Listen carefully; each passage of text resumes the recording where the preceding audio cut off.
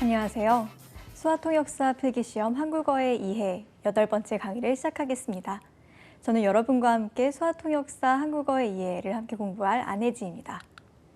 네, 오늘 8강은요. 한글 맞춤법에 대해서 본격적으로 알아보는 시간을 갖도록 하겠습니다.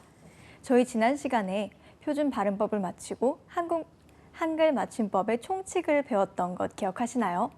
한글 맞춤법의 총칙, 다시 말해 1조 1항을 공부했었는데요. 네, 오늘 학습 목표 먼저 확인하도록 하겠습니다. 오늘은 한국어 된소리에 대한 한글 맞춤법 규정을 이해하고요. 또 두음 법칙과 사이시옷의 개념, 그리고 두음 법칙과 사이시옷에 관한 내용이 우리 한글 맞춤법에 어떻게 나와 있는지를 확인하도록 하겠습니다. 네, 지난 시간에 보았던 한글 맞춤법 규정 1조 1항입니다. 네, 함께 읽어보고 넘어가도록 할게요. 한글 맞춤법은 표준어를 소리나는 대로 적되 어법에 맞도록 함을 원칙으로 한다라고 하고 있습니다. 네, 한글 맞춤법은 이 두 가지의 기준, 소리 나는 대로와 어법에 맞도록 함의 두 가지 기준을 중심으로 이루어집니다. 말하자면 이 두 가지 기준 사이에서 줄타기를 하고 있다라고 생각하시면 될 것 같은데요. 두 가지의 기준, 제가 지난 시간에 간단하게 예시를 들어드렸었는데 기억하고 계시는지 모르겠습니다. 기억하고 계시나요? 네, 소리 나는 대로는 제가 말이 나고 글이 났다라고 말씀드렸습니다. 여러분들께서 말씀을 그렇게 하고 계시기 때문에 발음하는 대로, 발음과 달라지지 않도록 표기를 정하는 것이 한글 맞춤법의 첫 번째 원칙입니다. 두 번째 원칙은요. 제가 꽃도, 꽃만, 꽃이에 대해서 말씀드렸던 거 기억나시나요? 각각 꽃도, 꽃만, 꽃이로 발음이 되지만 모두 다 꼬에 치읓 받침을 넣은 꽃을 살려서 적습니다. 왜 그렇습니까? 네, 세 가지 다 꽃이 피었다, 꽃도 예쁘다, 꽃만 예쁘다와 같이 문장에서 각기 다르게 나타나지만 모두가 꽃에 대한 이야기임을 강조하기 위해 확실하게 읽는 사람에게 알려주도록 하기 위해 꽃이라는 글자를 그대로 적용한다라고 말씀드렸습니다. 이것이 바로 어법에 맞도록 함이다 라고 말씀드렸었습니다.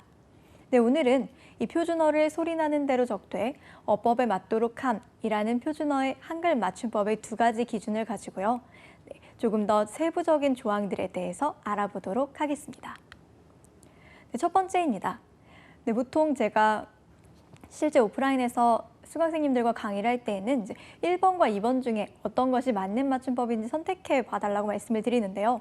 네, 여러분들 어떻습니까? 1번이 맞습니까? 2번이 맞습니까?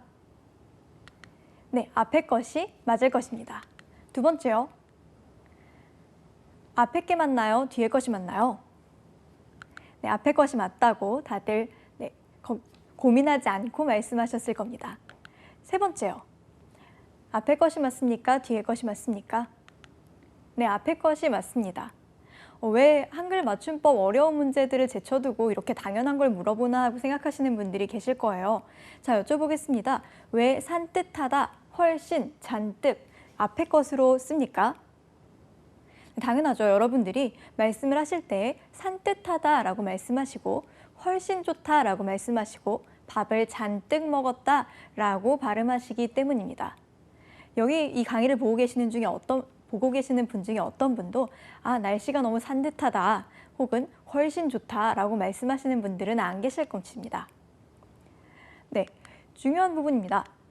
항을 볼게요. 한글 맞춤법 5항인데요. 한 단어에서 뚜렷한 까닭 없이 나는 된소리는 다음 음절의 첫 소리를 된소리로 적는다라고 이야기하고 있습니다. 그 예시가 바로 이 산뜻하다, 훨씬, 잔뜩 되겠습니다. 산뜻하다의 뜻, 쌍디귿, 훨씬의 씬에 있는 쌍시옷, 그리고 잔뜩의 뜻에 들어있는 쌍디귿들이 그렇습니다. 별 이유가 없는데 어떤 문법적인 이유가 없음에도 불구하고 여러분들이 된소리로 발음하는 것들은 발음과 맞게 소리 나는 대로 적어주기 위해서 어떻게 합니까? 된소리로 표기합니다. 이런 것들과 비교해 볼 수 있겠습니다. 자, 이 경우에는 앞에 것과 뒤에 것 중에 어느 것이 맞는 철자인가요? 네, 뒤에 것일 것입니다. 이것은요? 마찬가지로 뒤에 것이겠죠. 마지막입니다. 깍두기, 쌍디귿을 사용하나요? 디귿을 사용하나요? 네, 마찬가지로 디귿을 사용합니다. 이 경우에 국밥을 예로 들어보겠습니다. 이 경우엔 왜 전자가 아닌 후자로 철자를 고정한 것일까요? 네, 이것이 바로 어법에 맞도록 함이다 라고 생각하시면 되겠습니다. 자, 다 같이 계신 자리에서 읽어보도록 하겠습니다. 앞에 국밥의 앞에 표기를 읽어보세요. 어떻게 소리가 납니까? 국밥으로 소리가 납니다. 뒤에 것은 어떻습니까? 마찬가지로 국밥으로 소리가 납니다. 네, 앞에 것도 뒤에 것도 어때요? 어떤 것을 읽든 발음은 동일하게 나고 있어요. 그런 경우에 뒤를 선택해 줍니다. 다시 말해 경음, 된소리가 아닌 평음, 예사소리를 선택해 주는 것입니다. 왜 그렇습니까?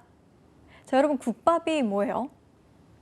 네, 아마 국과 지역마다 조금의 차이는 있겠지만 국과 밥이 같이 나오는 것, 혹은 밥을 국에 말아먹는 것을 국밥이라고 합니다.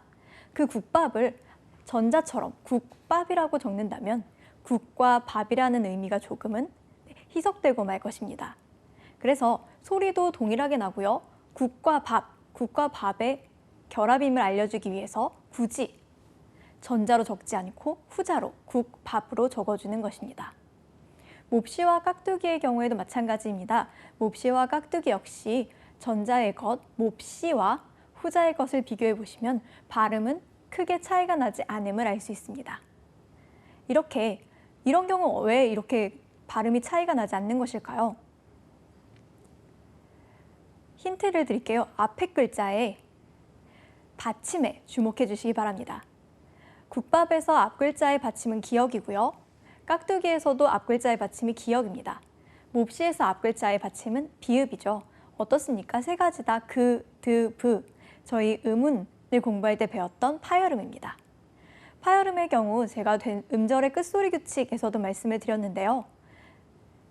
욱 하고 받침의 경우에는 파열이 일어나지 않고 팡 하고 소리가 터지는 단계까지 가지 못하고 숨을 들이마시고 읍 하는 상태로 발음이 끝나게 된다라고 말씀드렸습니다. 이때 모여있던 숨은 어디로 갈까요? 네, 뒤음절을 발음할 때 터져 나옵니다. 자, 여러분 국밥을 밥이 된 소리가 되지 않게 발음할 수 있는 분 계신가요? 네, 아마 안 계실 겁니다. 어떻게 해야 되냐면요. 밥 하는 식으로요. 국 한 다음에 막혀있던 숨을 뱉어내신 뒤에야 밥을 된 소리가 아니게 예사소리로 발음하실 수 있습니다. 무슨 말씀을 드리고 있는 거냐면요. 전자와 후자, 이 페이지에 있는 모든 글자들이 앞에 표기로 하든 뒤에 표기로 하든 소리가 똑같이 난다라는 것입니다. 무슨 이야기냐면요. 뒤에처럼 적어도요. 모두가 가지고 있는 발성, 우리 구강 구조 때문에 된 소리로 소리 날 수밖에 없다라는 것입니다. 아까 제가 5항을 살펴보았었는데요. 5항에 무엇이라고 되어 있습니까? 한 단어 안에서 뚜렷한 까닭 없이 나는 된 소리는 다음 음절의 첫 소리를 된 소리로 적는다라고 말씀드렸습니다. 국밥, 몹시, 깍두기 같은 경우는 어떻습니까? 뚜렷한 까닭이 있다라고 말할 수 있겠죠. 국, 밥, 몹시, 깍두기로 예사소리로 쓴다고 해도 특정한 어떤 의문적인 이유를 가지고 된 소리로 발음할 수밖에 없게 됩니다. 이런 경우에는요. 어법에 조금 더 강조를 둔다라고 생각하시면 되겠습니다. 네, 조금 어렵습니다. 리을, 저희 늘 표준 발음법에서도 말씀드렸듯이 리을에 대한 발음은 조금 복병이다라고 할 수 있겠는데요. 줄게 어떻습니까? 전자인가요? 후자인가요? 네, 정답은 후자 되겠습니다. 할게, 줄게 모두 된 소리가 아닌 예사소리로 적습니다. 이건 어떤가요? 전자가 맞습니까? 후자가 맞습니까? 네, 둘 다 단어가 있죠. 앞에 있는 전자, 된 소리로 쓰여진 일수는요. 어떤 이야기입니까? 자주 어떤 일이 발생한다라는 것을 의미합니다. 걷다가 넘어지기 일수야 같은 말에 사용되죠. 잘 넘어진다, 자주 넘어진다라는 뜻입니다. 뒤에 있는 일수는 어떻습니까? 예, 그렇죠. 날마다 이자를 걷어가는 그 고리대금 혹은 이제 대금업을 일수라고 이제 이야기를 하는데요.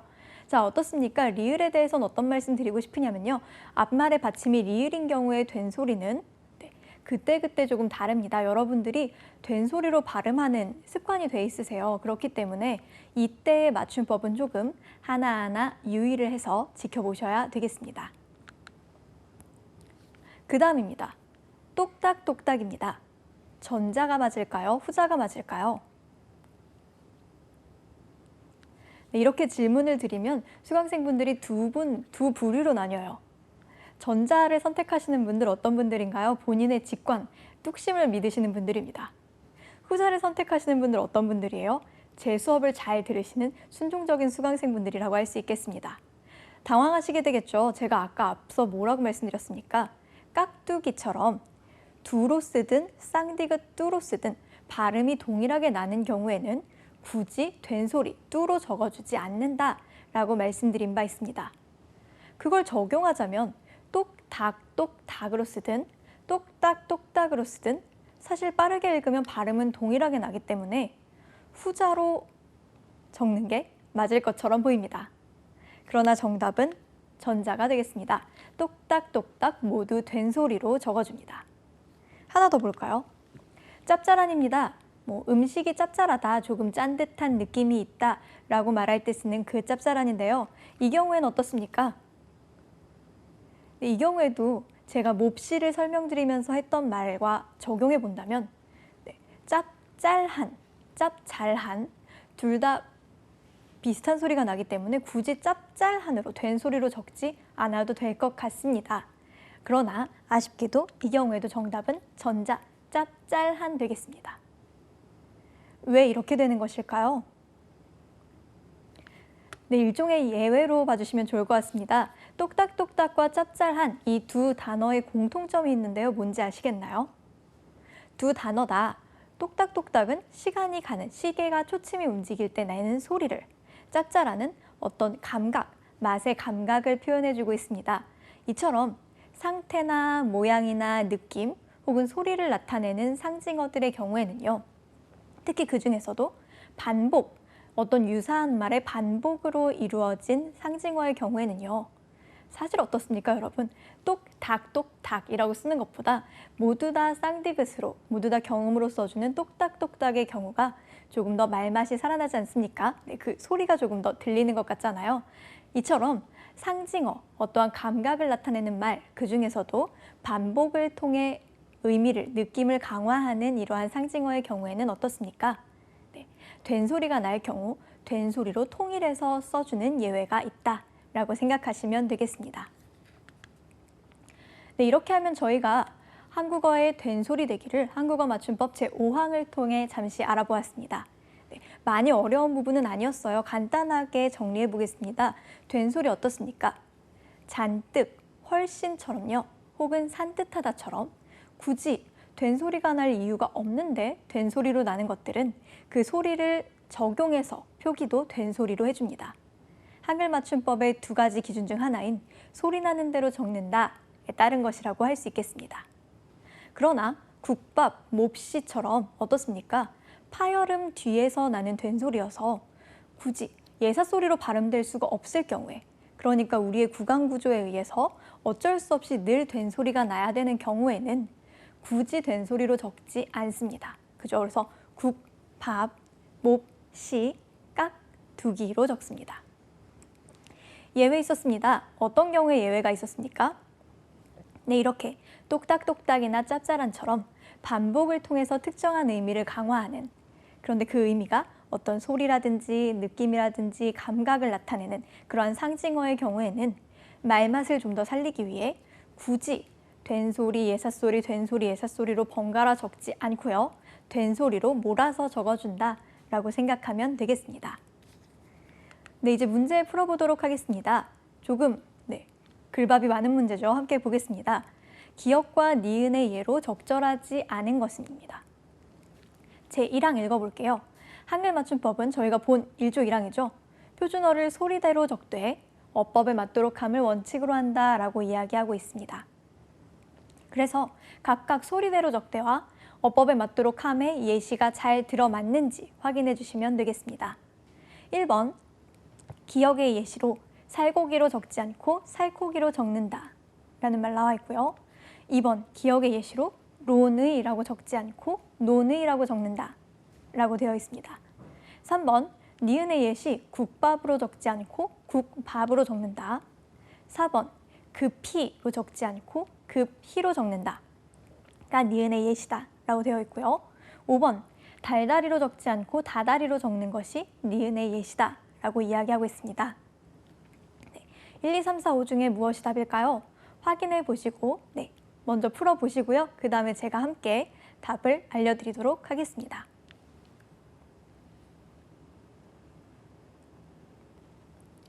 네, 함께 보겠습니다. 정답은 몇 번인가요? 네, 정답은 5번 되겠습니다. 네, 이렇게 예로 적절하지 않은 것은 이라고 할 때는 사실 두 가지를 체크해 보시면 더 꼼꼼한 문제풀이가 됩니다. 첫 번째, 이 기역과 그러니까 두 가지의 칭의가 있을 수 있죠. 이 예시에 나와 있는 거 살코기로 적지 않고 살코기로 적는다라는 것이 과연 사실인지 정말 살코기가 표준어인지에 대해서 체크를 해보셔야 될 겁니다. 두 번째로는 어떻습니까? 살코기가 아닌 살코기로 적는 것이 맞다라고 가정하고 그렇다면 이 예시가 기역의 예시인 게 맞는가를 확인해 주셔야 되겠죠. 그러나 보통 이렇게 각각의 진위 여부보다는 이 경우에는 기역과 니은이 연결이 잘 되어 있는지에 대해서 물어보는 경우가 훨씬 유형적으로나 비율적으로 높다라고 할 수 있겠습니다. 이번 문제에서도요, 일단 기역과 니은 중에 예시가 잘 연결이 되어 있는지를 중심으로 문제 살펴보도록 하겠습니다. 1번입니다. 살고기로 적지 않고 살코기로 적는데요. 여러분, 살코기가 무엇입니까? 네, 고기와 연관이 분명 있습니다. 그런데요, 연관이 오히려 없어 보이는, 연관성이 떨어지는 쪽으로 표기가 옮겨졌죠. 그렇다면 이것은 무엇입니까? 의미를 오히려 지금 이해할 수 없는 것 같은 방향으로 표기가 변했잖아요. 이 경우는 무엇이겠습니까? 네, 이렇게 될 이유는 여러분이 그렇게 발음하기 때문에 밖에는 없습니다. 소리 나는 대로 기역의 예시가 맞다고 할 수 있겠습니다. 2번이요. 론의, 우리 오늘 조금 이따가 배울 건데요. 론의의 논, 사실 론의, 논의, 둘 다 한자 론 맞습니다. 그런데 왜 논의로 적죠? 네, 여러분들이 그렇게 발음하고 계시기 때문입니다. 3번 보겠습니다. 저희 이거 배운 내용이죠. 국밥으로 적지 않고 국밥으로 적는다. 왜 그렇습니까? 발음이 동일한데 밥으로 써주는 것이 보다 더 의미 이해에 쉬우니까요. 어법에 맞도록 하는 니은의 예시 맞습니다. 4번 마찬가지죠. 급하다, 급함, 급하다의 의미를 살려주기 위해 급을 그대로 살려줍니다. 어법에 맞도록 하는 것이죠. 5번 달다리가 무엇입니까? 다다리가 뭐죠, 여러분? 네, 매달이라는 뜻입니다. 달다리라고 적어주면 그 매달마다라는 의미가 조금 더 잘 살아날 것 같아요. 그렇지만 그렇게 적지 않습니다. 왜 굳이 다다리, 리을을 하나 없애버렸나요? 여러분들이 다다리라고 발음하고 계시기 때문에 그 소리에 맞춘 것입니다. 5번은 기역에 대한 예시 되겠습니다. 네, 그 다음 두음 법칙입니다. 문제 같이 읽어볼 건데요. 선택에서 틀리시는 분들은 아마 없으시지 않을까 생각합니다. 자, 여러분, 전자가 맞습니까? 후자가 맞습니까? 네, 후자가 맞죠. 이것은요? 네, 후자가 맞을 것입니다. 이 경우에는 어떻습니까? 네, 전자가 맞습니다. 그렇죠? 뭐에 대해 이야기하고 있는지 아시겠나요? 련과 여는 둘 다 동일한 한자입니다. 그죠? 녀와 여는 동일한 한자예요. 원래 녀, 계집 여자죠.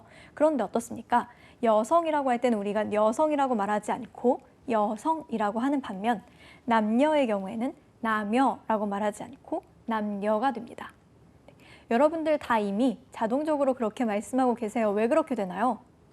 이것이 바로 두음 법칙입니다. 네, 두음 법칙 제10항입니다. 한자음 여, 뇨, 뉴, 니가 단어 첫머리에 올 적에는 두음 법칙에 따라 여, 요, 유, 이로 적는다라는 것입니다. 두음이라는 것은요, 단어의 첫머리를 이야기합니다. 그러니까 단어의 맨 앞 글자를 이야기하는 거예요. 단어의 맨 앞 두음에서 니은이 이가 들어간 이중모음들 그리고 이까지요. 네, 이가 들어간 이의 가족들이 되는 모음에 결합했을 경우에 어떻게 됩니까? 이응으로 변화합니다. 두 번째 두음 법칙 보겠습니다. 자, 여러분 락원입니까? 낙원입니까? 당연히 낙원이겠죠. 전자입니까? 후자입니까? 후자일 것입니다. 이 경우엔 어떻습니까? 네, 다들 전자로 사용하고 계시겠죠. 마찬가지입니다. 근로의 로와 노동의 노는 같은 한자입니다. 그런데 우리가 두음, 어두에 왔을 경우에는 니은으로 적어주고요. 근로, 뒤에 왔을 때는, 그러니까 두음이 아닌 경우에는 어떻습니까? 리을로 적어줍니다. 네, 두음 법칙 제12항입니다. 함께 읽어볼게요. 한자음 라, 레, 로, 레, 루, 르가 단어의 첫 머리에 올 적에는 두음 법칙에 따라 나, 뇌, 노, 뇌, 누, 느로 적는다 라고 이야기하고 있습니다. 이것이 리을의 두음 법칙입니다. 다시 정리해 볼게요. 두음 법칙이죠. 무조건 단어의 첫머리, 단어의 맨 앞 글자여야 합니다. 단어의 첫머리에서 리을은 어떤 모음을 만나든지 상관없어요. 어떤 모음을 만나든, 그러니까 다시 말해 무조건 무엇이 됩니까? 니은이 된다 라고 할 수 있겠습니다. 네, 두음 법칙은 이렇게 두 가지 종류로 이루어진다라고 할 수 있겠습니다. 첫 번째 니은의 두음 법칙이죠. 어떤 건가요? 단어의 첫머리 두음에서 니은이 이계 이중모음을 만났을 경우엔 뭐가 되나요? 이응이 됩니다. 두 번째 리을의 두음 법칙 될 것입니다. 리을이 단어의 첫머리에서 어떤 모음을 만나든지 상관없어요. 무조건 리을은 단어의 첫머리에서 뭐가 됩니까? 니은이 된다라고 할 수 있겠습니다. 자, 이 경우엔 어떻습니까? 여러분 량심인가요? 양심인가요? 네, 의심할 여지 없이 양심이겠죠. 력사와 역사는 어떻습니까? 마찬가지로 역사입니다. 달력과 달역은요? 그러나 달력이겠죠. 네, 이 경우에는 어떻게 설명하실 수 있겠습니까? 사실 제가 앞서 알려드린 1번 니은의 두음 법칙, 2번 리을의 두음 법칙 두 가지를 순서대로 적용한 2단 변화를 하고 있다라고 말씀드릴 수 있겠습니다. 어떻습니까? 량심, 네, 리을이요. 두음, 네, 단어의 첫머리에 와 있습니다. 리을의 두음 법칙 제가 방금 전에 알려드렸던 거 기억하고 계신가요? 네, 리을은 단어의 첫머리, 다시 말해 두음에 나왔을 때 무조건 모음이 무엇이든 상관없죠. 무조건 무엇으로 변합니까? 니은으로 변합니다. 자, 그러면 리을의 두음 법칙에 의해서 여기 있는 량심은 무엇으로 바뀝니까? 량심이 되겠습니다. 자, 니은으로 바뀌었어요. 그런데 어떻습니까? 니은의 두음 법칙이 적용될 수 있을 것 같아요. 어떻습니까? 니은이 다시 말해 두음, 단어의 첫머리에서 이계 이중모음, 이로 시작하는 이중모음 중에 하나인 야와 결합하고 있습니다. 니은의 두음 법칙 기억하시나요? 니은이 두음에서 이계 이중모음과 결합하였을 경우 그 니은은 무엇이 됩니까? 네, 그렇습니다. 이응이 된다라고 할 수 있겠습니다. 자, 그렇기 때문에 량심은 최종적으로 무엇으로 변화합니까? 양심으로 변화한다라고 할 수 있겠습니다. 그래서 제가 지금 보여드린 요 예들은, 그러니까 다시 말해 리을이 어두에서 이중모음을 만났을 경우에는, 이계 이중모음을 만났을 경우에는 이렇게 두 단계의 변화를 모두 거쳐서 최종적으로 무엇이 됩니까? 이응이 된다라고 알고 계시면 되겠습니다. 그러나 이것을 리을의 이중모음, 리을의 두음 법칙, 니은과 이계 이중모음의 두음 법칙, 그리고 리을과 이계 이중모음의 두음 법칙이라는 식으로 세 개로 나눠서 외우셔도 큰 상관없지만 어때요? 네, 앞서 알려드린 두 개의 두음 법칙을 차근차근 적용시켜보면요. 량심이 양심이 되는 과정, 역사가 역사가 되는 과정을 충분히 파악하실 수 있을 것 같습니다. 네, 이렇게 두음 법칙의 경우에는요, 여러분들이 사용에 어려워하진 않아요, 그죠? 아무도 지금 이 강의를 보시는 분 중에 역사가 맞지 않나? 하고 헷갈려 하시는 분들은 안 계실 겁니다. 그렇죠? 그렇기 때문에 여러분들은 이미 두음 법칙을 잘 알고 계십니다. 다만 저는 맞춤법 항을 통해서, 실제 조항을 통해서 이 두음 법칙이 어떻게 적용되는 것인지, 어떨 때 적용되는 것인지, 또 한글 맞춤법 조항에는 실제로 뭐라고 쓰여져 있는지를 확인드리고 싶었습니다.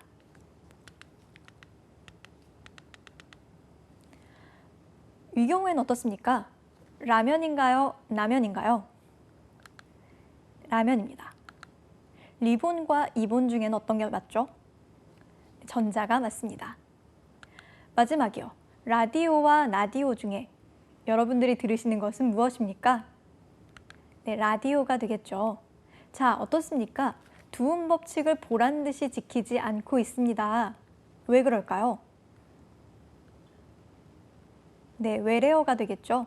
외래어의 경우, 다시 말해 외국에서 다른 나라에서 들어온 말인 경우에는요, 두음 법칙을 적용하지 않습니다.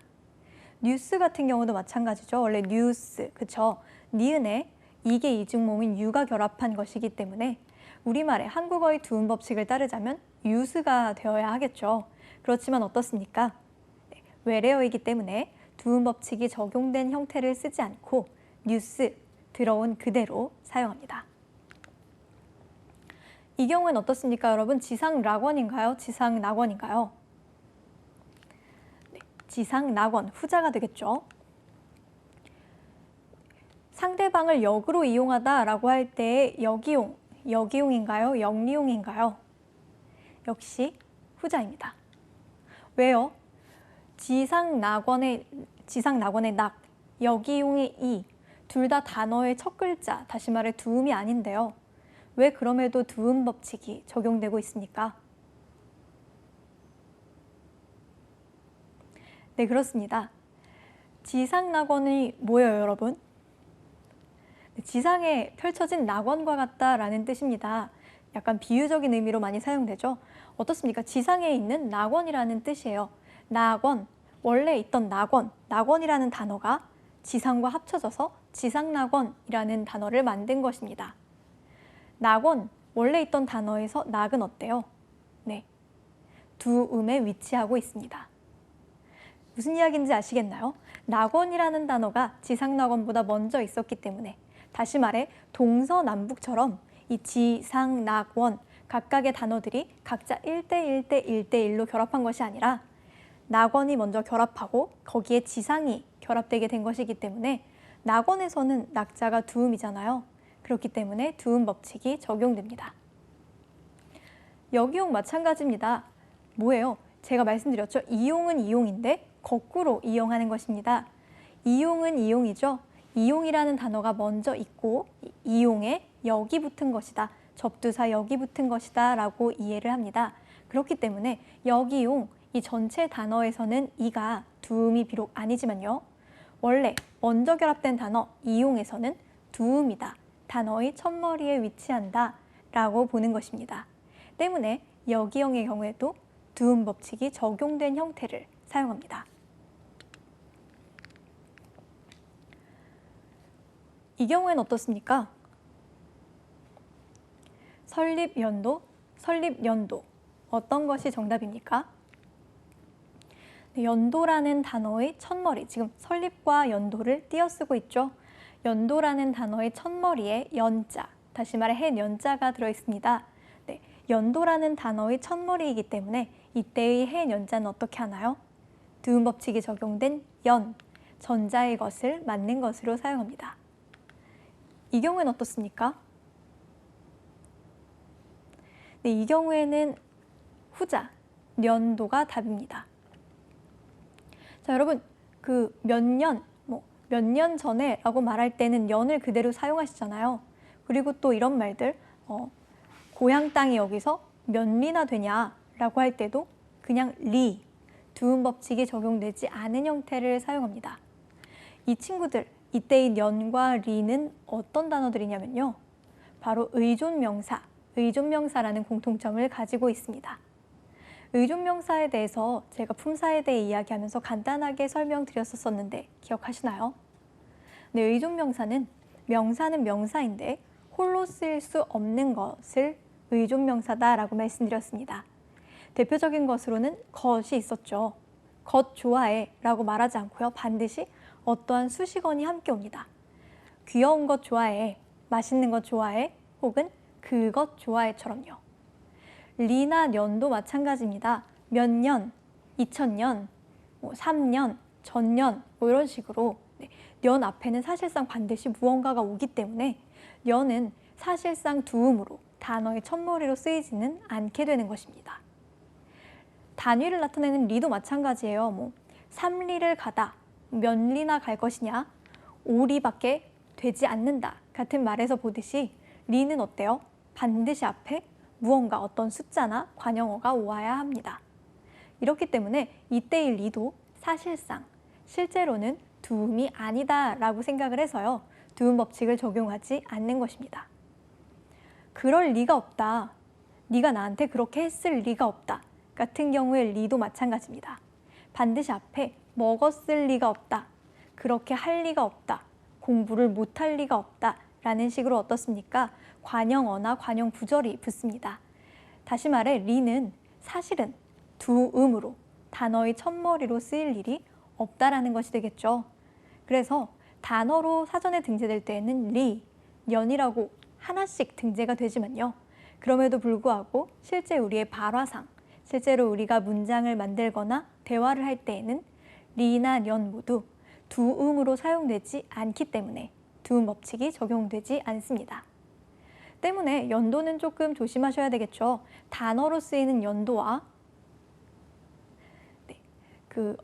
단어로 쓰이는 연도와 앞에 반드시 수식어를 혹은 관형어를 가지고 오는 의존명사로서의 연도를 구분하셔야 합니다. 이렇게 2000년도, 몇 년도 혹은 1990년도라는 식으로 앞에 숫자나 관형사가 오는 경우의 연도는 어떻습니까? 두음 법칙이 적용되지 않은 형태인 연도를 사용합니다. 그러나 설립 연도, 출생 연도, 또 어떤 게 있을까요? 입학 연도, 졸업 연도처럼 단어와 결합하는 단어로서의 지위를 가지고 있는 연도의 경우에는 어떻습니까? 두음 법칙이 적용된 형태를 표기로 삼습니다. 두음 법칙 정리하겠습니다. 두음 법칙은 일단 니은에 대한 두음 법칙과 리을에 대한 두음 법칙 이렇게 두 가지로 나눌 수 있다 말씀드렸습니다. 니은의 두음 법칙 어떻습니까? 두음, 다시 말해 단어의 첫머리에서 니은은 이계 이중모음 여라든지 야라든지 요라든지 혹은 이도 들어갑니다. 이것들과 결합했을 때 무엇으로 변화합니까? 이응으로 변화합니다. 그 다음 낙원, 노동, 근로자 하면 떠오르셔야 하는 건 무엇입니까? 바로 리을의 두음 법칙입니다. 리을은 단어의 첫머리, 다시 말해 두음에서 어떤 모음을 만나든지 무조건 무엇이 됩니까? 니은으로 변화합니다. 양심, 역사, 달력과 같은 경우엔 어떻습니까? 이 경우엔 이단 변화를 한다라고 말씀드렸습니다. 량심, 량자가 들어가는 것이 맞는데요. 어두에서, 두음에서 이 리을이 먼저 니은으로 변화해서 양심이 되고요. 니은과 이계 이중모음인 야가 결합하였기 때문에 다시금 양심으로 이단 변화를 거쳐서 최종적으로 무엇이 됩니까? 리을이 이응으로 변화하는 것을 확인하실 수 있습니다. 그러나 예외도 있었습니다. 라면, 리본, 라디오처럼 어때요? 외래어의 경우엔 두음 법칙이 적용되지 않았습니다. 뉴스도 마찬가지죠. 지상낙원, 여기용처럼 어떻습니까? 얼핏 보기에는 두음이 아닌 것 같이 보이지만 낙원은 낙원인데 지상에 있는 낙원, 이용은 이용인데 거꾸로 하는 이용처럼 낙원과 이용이라는 단어가 먼저 결합되어 있었기 때문에 이 경우에는 낙원의 낙, 이용의 이가 각각 두음이라고 보고 두음 법칙을 적용해 줍니다. 마지막으로 의존명사의 경우에는 지상낙원의 낙원이나 여기용의 이용과 반대로 단어로서는 혼자 사전에 등재되어 있음에도 불구하고 우리가 말할 때는 실제로는 두음이 아닌 것처럼 쓰인다라고 말씀을 드렸습니다. 그렇기 때문에 실제 담화상에선 두음이 아니기 때문에 여기 97년도 같은 경우에 어떻게 합니까? 두음 법칙이 적용되지 않습니다. 그래서 연도는 두음 법칙이 적용되는 단어로서의 연도와 두음 법칙이 적용되지 않는 의존명사로서의 연도가 함께 있기 때문에 이 점을 꼭 체크해 주셔야 된다라고 말씀을 드렸습니다. 추가적으로 엄밀히 말하면 두음 법칙이라고는 할 수 없지만 률과 율, 렬과 열의 구분에 대해서 함께 다뤄보겠습니다. 자, 여러분, 전자입니까? 후자입니까? 전자입니다. 비률, 비율 중에는요? 후자입니다. 마지막 어떻습니까? 두 가지 중에 어때요? 후자가 되겠습니다. 자, 률과 율 같은 한자를 사용하죠. 어떨 땐 률이 되고 어떨 때 율이 되는 걸까요? 네. 결론부터 말씀드리면요. 앞말에 받침이 없거나 니은 받침인 경우에만 율을 사용한다라고 생각하시면 되겠습니다. 다시요. 앞말에 받침이 없는 경우, 여기서는 비율이 그 예가 되겠네요. 그리고 앞말의 받침이 니은으로 끝나는 경우, 여기서는 백분율 되겠습니다. 이 두 가지의 경우에만 율을 사용합니다. 나머지 앞말에 니은 외에 다른 받침이 있는 경우, 합격률, 성공률, 출생률 같은 경우에는 모두 률을 사용합니다. 네, 문제 풀어보겠습니다. 다음 중 두음 법칙이 잘못 적용된 것을 골라주시면 되겠는데요. 네, 읽지 않고 먼저 풀어보신 뒤에 함께 읽어보도록 하겠습니다. 먼저 문제를 풀어보시겠습니다.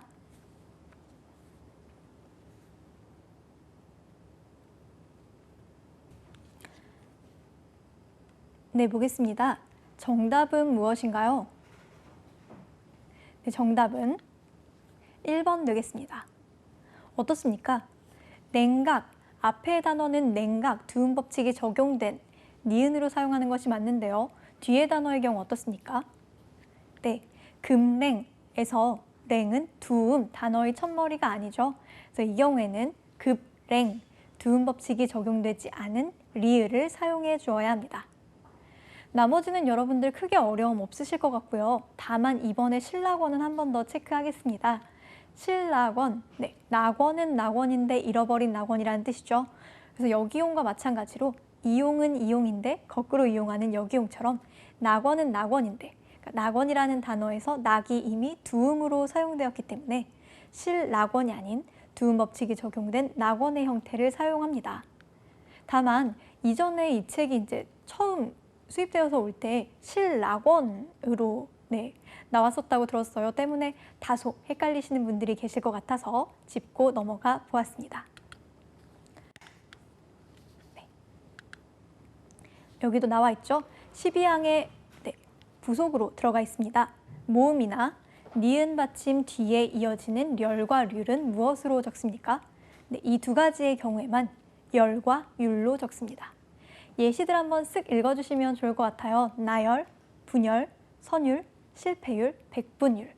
이 경우에 사실 열로도 사용되고 열로도 사용된 한자, 률로도 율로도 사용된 한자지만 이 경우에는 열, 율로 적어줍니다. 네, 이제 사이시옷입니다. 사이시옷은 여러분들이 저와 함께 배우실 단일 항목 중에 가장 조건이 많은, 챙겨봐야 할 것이 많은 규칙이다라고 할 수 있겠습니다.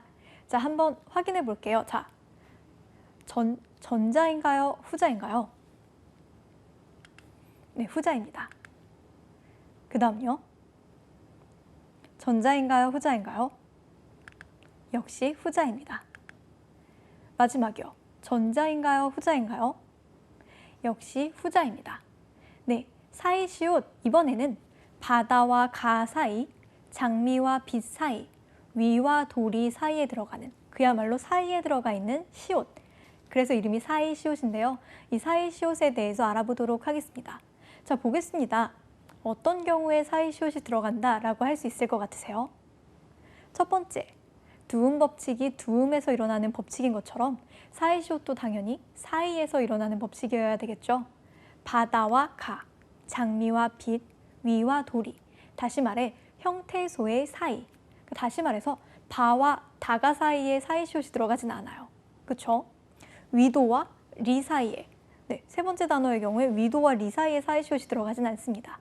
형태소와 형태소의 경계, 두 개의 형태소가 결합하는 그 사이에서만 시옷이 발생할 수 있습니다. 조건 하나 더요. 사이시옷은 다음과 같은 경우에 받치어 적는다. 한글 맞춤법 30항의 내용인데요. 이렇게 되어 있죠. 뒷말의 첫 소리가 된 소리로 나는 경우에 사이시옷을 받치어 적습니다. 읽어볼게요. 저희 어떻게 말씀하시나요? 아, 바닷가를 거닐었어 라고 말씀하실 겁니다. 바다가를 거닐었어 라고 말씀하실 분 안 계십니다. 장밋빛 인생이에요. 그죠? 장밋빛 인생이 아닙니다. 위도리를 걸쳤다라고 하지 않고요. 윗도리를 걸쳤다라고 합니다. 어떻습니까? 두 개의 형태소가 결합되는데 우리가 뒷말을 이유 없이 된 소리로 바다가 장밋빛 윗도리로 발음하고 있어요. 이런 경우에 사이시옷을 받치어 적습니다. 다음입니다. 나무꾼인데요. 이 경우에는 전자와 후자 중에 어떤 표기가 맞습니까? 네, 전자가 맞습니다. 이거는요, 갈비뼈입니다. 네, 이 경우에도 전자의 사이시옷이 없는 구성이 맞습니다. 마지막이요, 위층이요. 어떻습니까? 이 경우에도 전자, 사이시옷이 없는 구성이 맞습니다. 자, 어때요? 어떤 경우에 사이시옷 적지 않습니까? 네, 아까 이야기했던 것의 반대라고 할 수 있겠죠. 뒷말이 된 소리로 소리 나는데 혹은 거센 소리로 소리가 나는데 원래 된 소리였어요. 원래 거센 소리였어요. 이런 경우엔 굳이 사이시옷을 적지 않습니다. 안 적어도 어때요? 사이시옷이 없어도 전자처럼 사이시옷이 없게 표기를 해도 우리가 동일하게 나무꾼, 갈비뼈, 위층으로 발음하니까요. 다시 한번 알려드릴게요. 나무꾼, 갈비뼈, 위층 각각 어떻습니까? 나무와 꾼, 갈비와 뼈, 위와 층이라는 형태소가 결합된 것입니다. 뒤에 있는 말은 된 소리로 혹은 거센 소리로 나는 게 당연합니다. 갈비에 있는 뼈, 나무를 하는 사람, 사람을 의미하는 꾼 이렇게 원래부터 된 소리인 형태소가 결합했기 때문입니다. 그래서 이런 경우에는 굳이 사이에 시옷을 적어주지 않아도 발음과 표기가 크게 괴리감이 느껴지지 않습니다. 이런 경우에 사이시옷 적지 않습니다. 두 번째입니다. 자, 우리 잇몸, 이에 있는 그죠? 이 밑에 있는 살을 이야기하는 잇몸입니다. 전자의 표기가 맞습니까? 후자의 표기가 맞습니까? 네, 후자입니다. 시내가 흐르는 물, 네, 시내의 물, 우리가 냇물이라고 이야기하는데요. 전자와 후자 중에 어떤 표기가 맞나요? 네, 냇물이 맞습니다. 깨의 잎, 네, 여러분들 좋아하시는 깨의 잎, 깻잎입니다. 전자와 후자 중에 어떤 것이 맞습니까? 네, 그렇습니다. 후자가 맞다라고 할 수 있습니다. 자, 이 경우에는 조금 차이가 있네요. 어떻습니까? 뒷말이 된 소리로 나지는 않고 있어요. 발음이 조금 특이한데요. 자, 여러분 잇몸 어떻게 소리가 나나요? 우리 표준 발음법에서 했던 것처럼 지화로 나타내 보시겠어요? 네, 어떻습니까? 잇몸, 네, 이와 몸 사이에 미음 앞에, 그러니까 잇몸, 몸의 미음 앞에서 어떤 받침이 덧나고 있습니까? 니은 소리가 덧나고 있습니다. 두 번째도 마찬가지죠.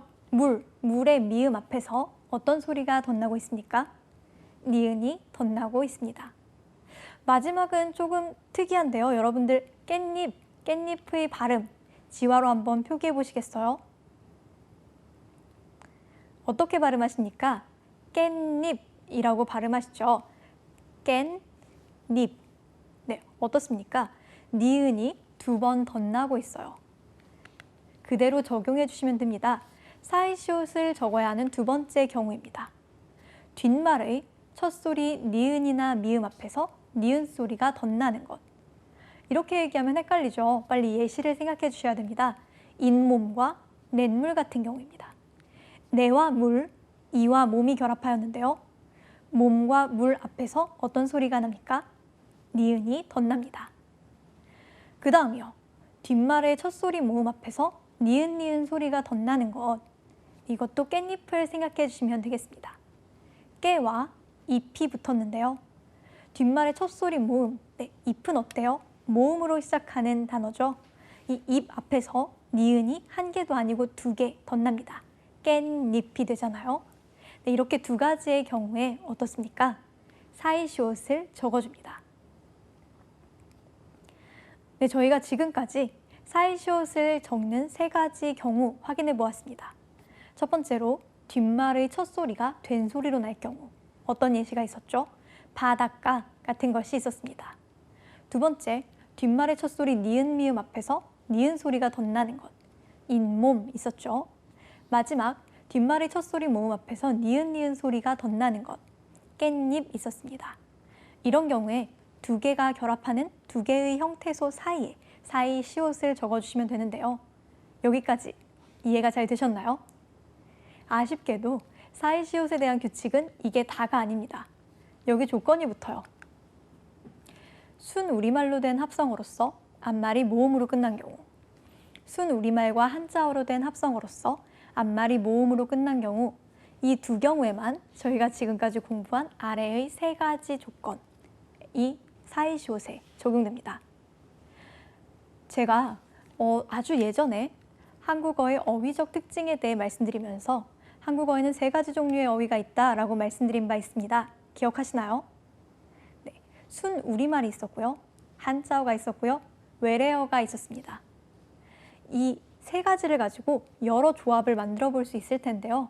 사이시옷에 대한 규정, 우리가 지금 배운 세 가지, 뒷말의 첫 소리가 된 소리로 나는 것, 뒷말의 첫 소리 니은 미음 앞에서 니은 소리가 덧나는 것, 뒷말의 첫 소리 모음 앞에서 니은 소리가 덧나는 것, 이 세 가지는요, 모두 두 경우에만 딱 적용됩니다. 어떤 경우요? 앞뒤가 모두 순우리말인 경우, 혹은 순우리말과 한자어의 결합인 경우요. 이제 나머지 조합에서는 사이시옷이 어떻게 되는지 알아보도록 하겠습니다. 그렇지만 너무 스트레스 받지 않고 따라와 주시길 바랍니다. 지금처럼 조항이 많진 않아요. 이 다음부터는 조금 더 쉬울 거예요. 보겠습니다. 대가입니다. 우리가 대가라고 발음하죠. 전자와 후자 중에 어떤 표기가 맞습니까? 네, 전자로 대가, 사이시옷이 없는 형태로 적으실 겁니다. 개수요. 우리가 개수라고 뒤에말을 쌍시옷으로 발음하죠. 그럼에도 불구하고 어떻습니까? 네, 사이시옷은 적지 않습니다. 초점입니다. 초점 없는 눈이라고 이야기하는데요. 제가 지금 초점이라고 발음했죠. 뒷말을 된소리로 발음했습니다. 그러나 어떻습니까? 네, 사이시옷이 없는 형태로 사용합니다.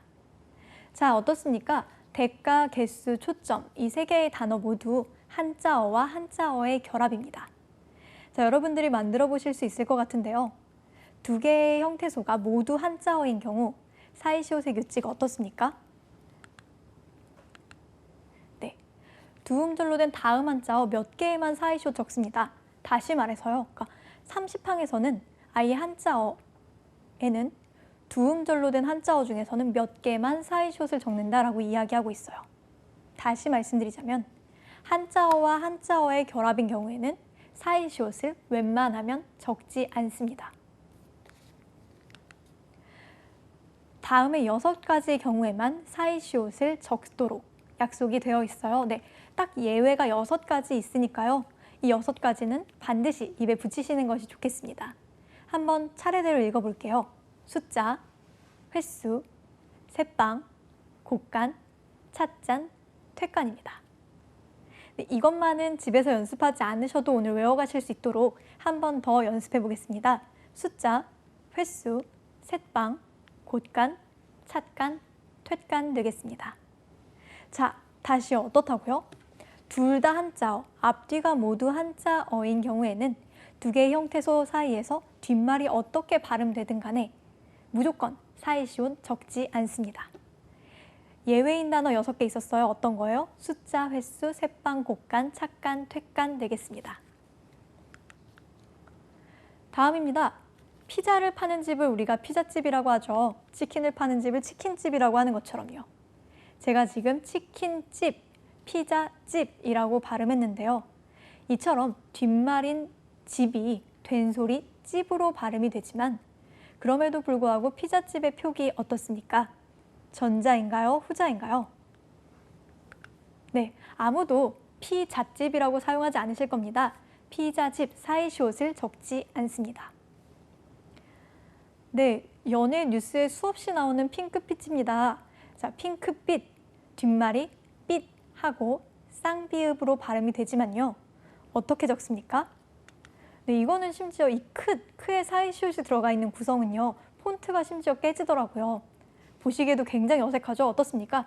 핑크빛, 네, 피자집, 핑크빛, 우리가 피자집, 핑크빛, 뒷말을 된소리로 발음하는 것이 맞습니다만 사이시옷을 적지 않습니다.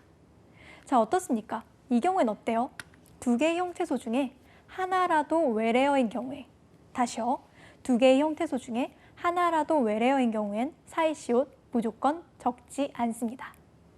네, 이렇게 되면 사이시옷에 대한 규정, 길고 긴 괴로운 여행이 끝났습니다. 정리 한번 해볼게요. 사이시옷의 경우에 사이시옷이 무엇입니까?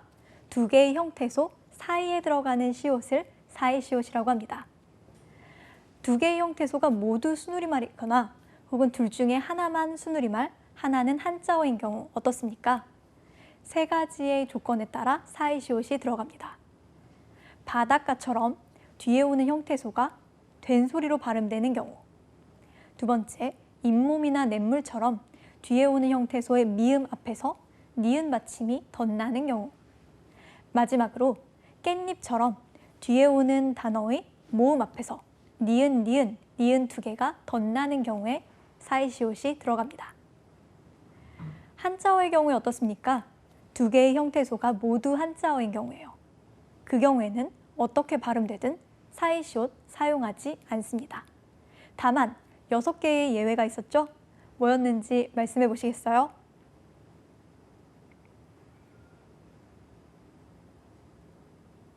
네, 이 6가지는 꼭 확인을 하시기 바랍니다. 네, 외워두시고 가길 바랄게요. 마지막으로요. 둘 중에 두 개의 형태소 중에 하나라도 외래어인 경우에 어떻습니까? 사이시옷 쓰지 않습니다. 네, 발음법에서처럼 맞춤법도 마찬가지입니다, 여러분. 제가 이렇게 피잣집과 피잣집을 보여드리는데요. 여러분들은 공부하실 때 머리에서 피잣집, 핑크빛, 사이시옷이 들어간 이렇게 틀린 표기는 아예 생각을 하지 않으셔야 됩니다. 아예 지우고 네, 옳은 표기만 기억해 주도록 노력하세요. 문제 풀어보도록 하겠습니다. 다음 중 사이시옷이 옳게 쓰인 것만 모여 있는 것을 찾아보도록 하겠습니다. 먼저 문제 풀어보시고요. 함께 확인하겠습니다. 네, 정답은 몇 번인가요? 정답은 1번 되겠습니다. 네, 아랫집, 대까지, 만둣국 모두 사이시옷이 들어갑니다. 2번이요. 나뭇잎 어때요? 문잎, 잎 앞에서 니은이 덧나고 있습니다. 깻잎과 같은 형태죠. 연두빛, 뒷말이 빛하고 된소리로 나고 있어요. 전셋집 어떻습니까? 전셋집, 네. 전세는 한자, 집은 순우리말로요. 한자어와 순우리말이 결합된 구성인데요. 전셋집, 뒷말이 된소리로 나고 있어요. 어떻게 해주셔야 됩니까? 전셋집, 사이시옷 써주셔야 합니다. 3번은 뭐가 틀렸습니까? 치과가 틀렸죠. 치과는 둘 다 한자어기 때문에 사이시옷 적지 않습니다. 4번은 뭐가 틀렸죠? 깻잎이 틀렸죠? 깻잎, 니은이 덧나기 때문에 사이시옷을 넣어줍니다. 마지막 뭐가 틀렸습니까? 핑크빛이 틀렸죠. 그 다음 문제입니다. 조금 곤란한 문제인데요. 한번 풀어보시고 함께 이야기 나눠보겠습니다. 다음 중 보기의 어휘 가운데 이 예들을 통해 알기 어려운 것.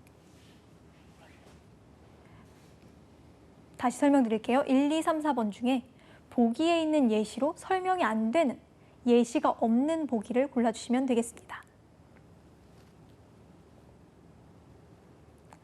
네, 보겠습니다. 정답은 몇 번인가요? 네, 정답은 4번입니다. 네, 각각의 보기를 잘 1, 2, 3, 4번을 읽어보고요. 각각에 맞는 어휘들을 보기에서 하나씩 찾아보도록 하겠습니다. 첫 번째요. 순우리말로 된 합성어. 둘 다 순우리말이어야 되고요. 뒷말의 첫 소리가 된소리로 나는 것 무엇입니까? 네, 바닷가죠. 바다와 가 모두 순우리말이고요. 바닷가 하고 뒷말이 된소리로 소리나고 있습니다. 2번이요. 순우리말로 된 합성어로서 뒷말의 첫 소리 니은, 미음 앞에서 니은이 덧나는 경우 뭐가 있습니까? 잇몸이 있습니다. 그렇죠? 잇몸. 사실 뒷말도 그래요, 여러분. 어떻습니까? 이와 몸, 둘 다 순우리말이죠. 뒤와 말, 둘 다 순우리말입니다. 그런데 어떻습니까? 뒤와 말이 붙어서 뒷말이 되어야 되는데 미음 앞에서 갑자기 니은이 더 나타나고 있어요. 뒷말로 발음됩니다. 잇몸 마찬가지죠. 이와 몸이 결합해서 이몸으로 발음되어야 하는데 미음 앞에서 니은 받침, 잇몸 하고 니은 받침이 덧나고 있습니다. 2번의 예시 잇몸과 뒷말 되겠습니다. 4번의 예시 볼게요. 순우리말과 한자어로 된 합성어로서 뒷말의 첫 소리가 된 소리로 나는 경우 무엇이 있습니까? 네, 전셋집이 있습니다. 전세는 한자어고요. 집은 순우리말이죠. 두 개, 순우리말과 한자어로 되어 있는데 전셋집, 뒷말이 된 소리로 나고 있습니다. 네, 이런 경우 전셋집이 4번의 예시다라고 할 수 있겠습니다. 그래서요, 여기 보기에 나와 있는 단어 중에 3번의 예시는 없어요. 3번 읽어볼까요? 순우리말로 된 합성어로서 뒷말의 첫소리 모음 앞에서 니은이 덧나는 경우 여러분들 예시 알고 계신데요. 깻잎, 나뭇잎 되겠습니다. 이 보기에는 깻잎이나 나뭇잎 같은 어휘들이 없기 때문에 정답은 3번 되겠습니다. 네, 오늘 수업 여기까지입니다. 오늘 조금 많은 내용을 공부하셨는데요. 한번 정리하도록 하겠습니다. 먼저 우리 된소리에 대한 한글 맞춤법 규정 확인해 보았습니다. 잔뜩과 훨씬, 국밥, 짭짤한과 똑딱똑딱 생각하시면 되겠습니다. 그 다음 두음 법칙에 대해서도 배웠죠. 남녀와 여성, 근로와 노동, 양심과 달력 생각해 보면 되겠습니다. 마지막 사이시옷이요. 사이시옷 규칙 굉장히 많았습니다. 여러 가지 규칙이 있었는데요. 각각의 규칙, 바닷가, 잇몸, 또 깻잎 외에도요. 각각의 형태소가 어디서 왔는지, 순우리말인지 한자어인지 외래어인지 체크해 보셔야 했습니다. 네, 외울 게 조금 많았는데요. 고생하셨습니다. 오늘 수업은 여기까지 하고요. 네, 다음 시간에는 두 번째, 한글 맞춤법의 또 다른 규정들을 가지고 함께 공부해 보도록 하겠습니다. 오늘 수업 여기까지입니다. 감사합니다.